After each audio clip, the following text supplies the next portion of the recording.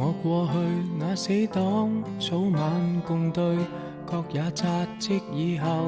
沒法暢聚，而終於相約到，但無言共對，疏淡如水。日夜做見爸爸，剛好上身，卻霎眼看出他多了皺紋，而他的蒼老感是從來未覺，太內疚擔心。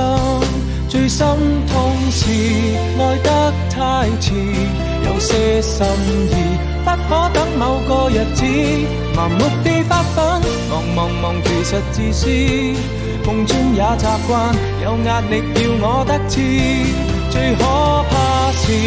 愛需要及時，只差一秒心聲都已變歷史，忘極亦放肆，見我愛見的相知，要抱要吻要怎麼也好，偏要推說等下一次。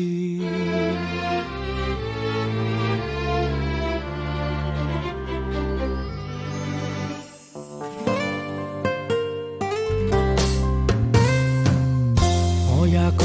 我體質仿似下降，看了症得到時別要太忙，而影碟都掃光，但從來未看，因有時趕。日夜做草的錢都應該夠，到聖誕正好講跟我白頭，誰知他開了口，未能捱下去，已恨我很久。錯失太易，愛得太遲，我怎想到他忍不到那日子，麻木地發奮，忙從來未知，幸福會掠過，再也沒法說中意。愛一個字也需要及時，只差一秒心聲都已變歷史，為何未放肆，見我愛見的相知，要抱要吻要怎麼也好，不要相信一切有下次，相擁我所愛又花幾多秒，這幾秒